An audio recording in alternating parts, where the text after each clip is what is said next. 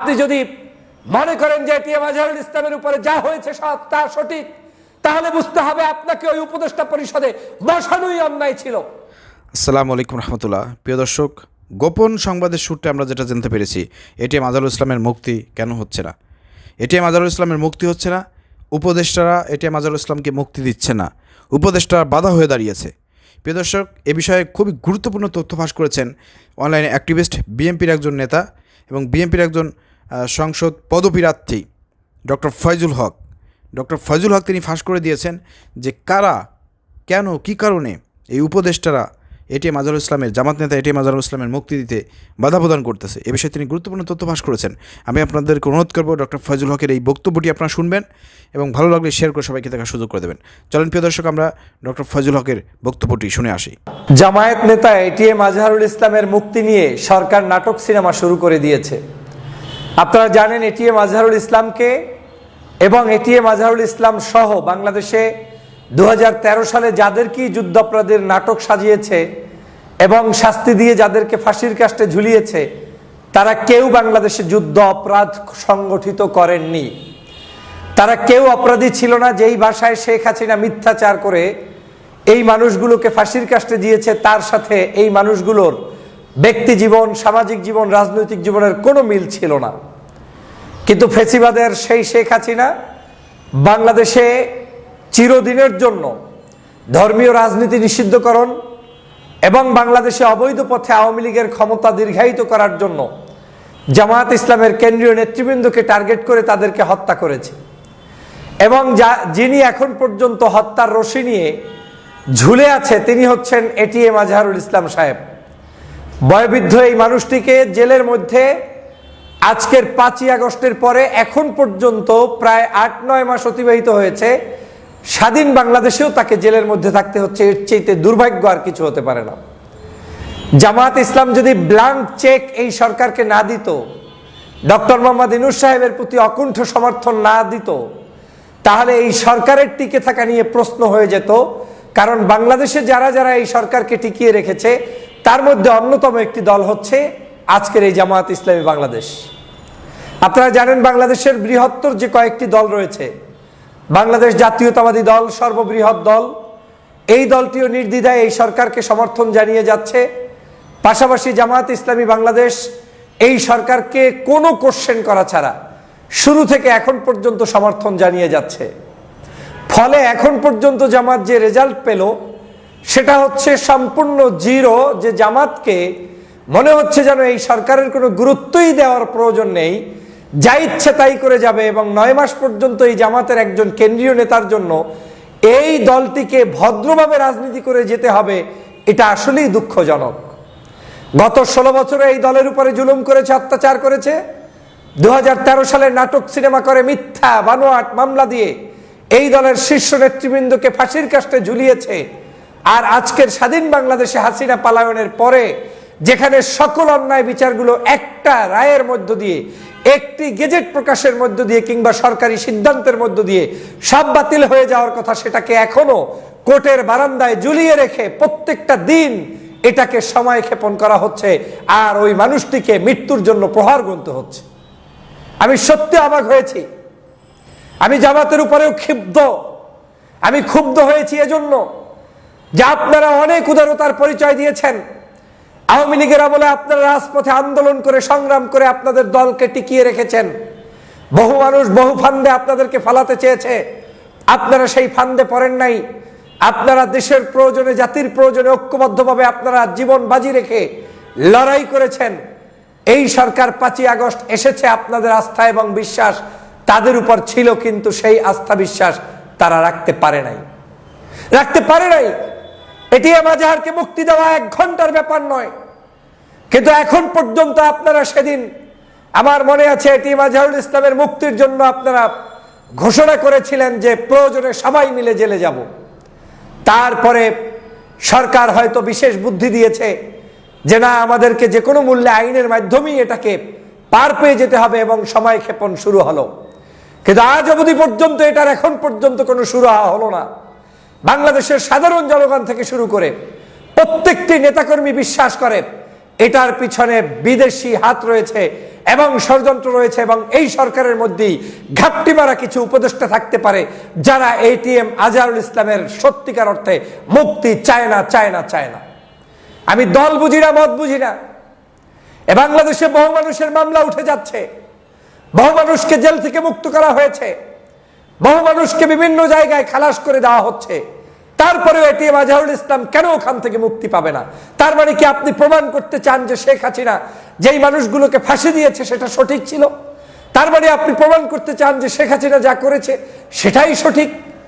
এটাই যদি হয় তাহলে আপনার মধ্যে আর আওয়ামী লীগের মধ্যে পার্থক্য কোথায়?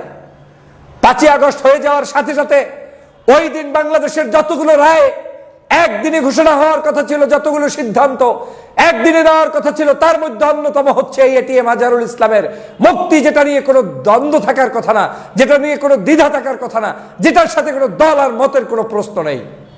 খালেদা জিয়ার মুক্তির সাথে তার মুক্তি দিয়ে দেওয়া উচিত ছিল।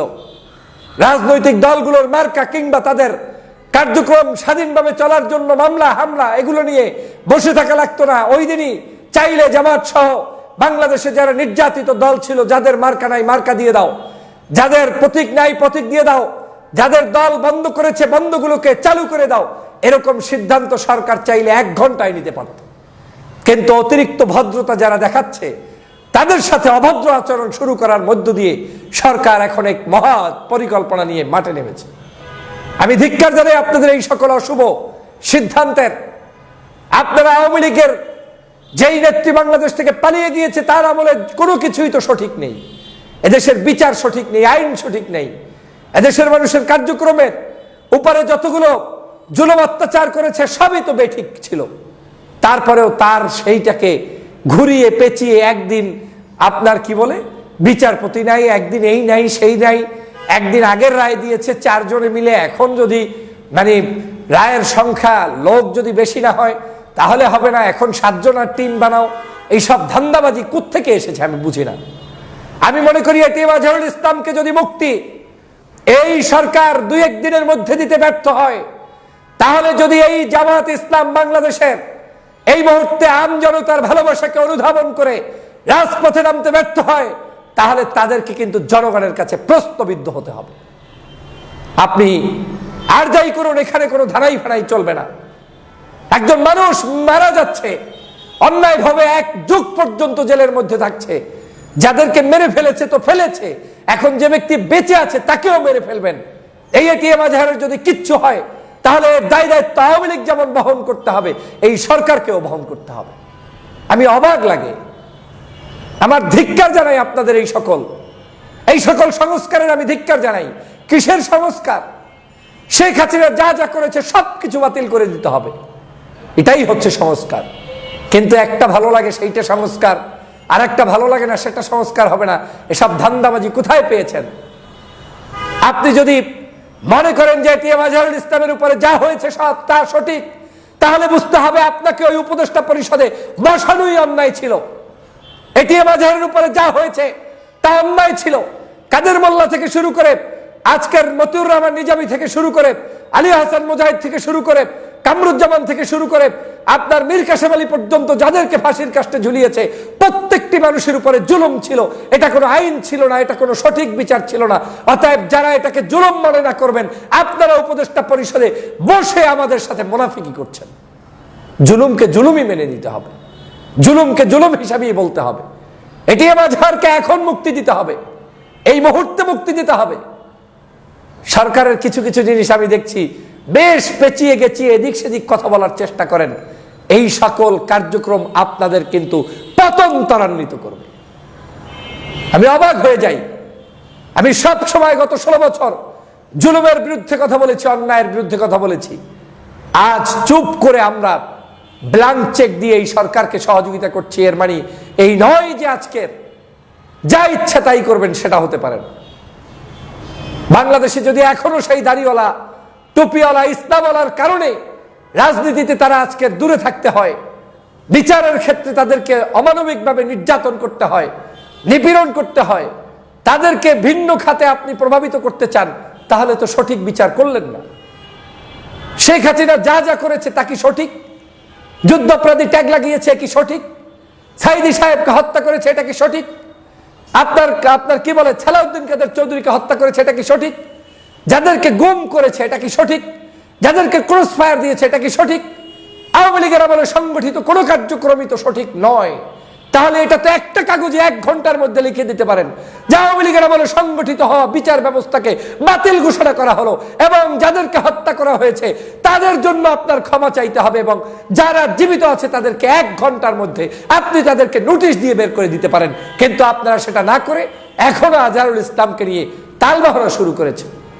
ধিক্কার জানাই, ধিক্কার। আপনাদের কারো শরীরে না লাগলেও আমার লাগছে, এজন্য এটা অন্যায়। অন্যায়কে অন্যায় বলতে হবে, ন্যায়কে ন্যায় বলতে হবে। বরং আপনাদের উচিত ছিল সকল মজলুমদেরকে 5ই আগস্ট 1 ঘন্টার নোটিশে মুক্তি দিয়ে সমগ্র বাংলাদেশের জেলগুলো থেকে মুক্তিকামী মানুষদেরকে বের করে দিয়ে যারা আজকে রাজবন্দী ছিল তাদেরকে মুক্তি করে দেওয়া। কিন্তু সেটা ব্যর্থ হয়েছেন। এখন কারো প্রেসক্রিপশনে কাজ করছেন। ধৈর্যের সীমা ভেঙে যাচ্ছে। ভদ্রতার খাতিলে দেশের স্বার্থে সরকারকে সমর্থন দিয়ে যাচ্ছি এবং এই সরকারের কোনো ব্যক্তির বিরুদ্ধে আমি কথা বলছি না, কিন্তু যেটা দেখছি এটা অন্যায়। অন্যায়ের প্রতিবাদ যখন শুরু হবে তখন কিন্তু এটার ঝাল মিটাতে পারবেন না। অথবা আসুন, যাদের নিবন্ধন দেন নাই দিয়ে দেন, যাদের মার্কা দেন নাই দিয়ে দেন, যাদেরকে অন্যায়ভাবে গ্রেপ্তার করেছেন মুক্তি দিয়ে দেন। বিএনপি জামাত আর হেফাজত চিনি না, যারা এই অন্যায়ের শিকার হয়েছে সবার মুক্তি চাই, সবার মুক্তি চাই। সবাইকে ধন্যবাদ। প্রিয় দর্শক, আপনার বক্তব্যটি শুনেছেন। আশা করি ডক্টর ফয়জুল হকের কথা বুঝতে পেরেছেন। রাষ্ট্রীয়ভাবে ষড়যন্ত্র চলতেছে, দেশি এবং বিদেশি। নিবন্ধন নিয়ে, প্রতীক নিয়ে, এটিএম আজহারুল ইসলামের মুক্তি নিয়ে একটা ষড়যন্ত্র খেলতেছে সরকার, এবং এই ষড়যন্ত্রের মূল হোতা কারা সে বিষয়ে কিন্তু ডক্টর ফয়জুল হক তুলে ধরেছেন। আমরা মনে করি এবং আমরা বিশ্বাস করি, এবং ডক্টর ফয়জুল হক যে কথাগুলো বলেছেন এই কথাগুলো সত্য, এবং আমরা মনে করি যে এটা আসলে রাজপথের সমাধান ছাড়া হবে না। আমি যা দেখতেছি আগামী 6 তারিখে মে মাসে এটিএম আজহারুল ইসলামের মুক্তি যদি না হয়, সারা বাংলাদেশ ওদিনকে অচল করে দেওয়া হবে ইনশাল্লাহ। সেই ডাক আসবে ইনশাল্লাহ। আগামী কর্মসূচির জন্য আপনারা প্রস্তুতি গ্রহণ করেন। আসসালামু আলাইকুম রহমতুল্লাহ।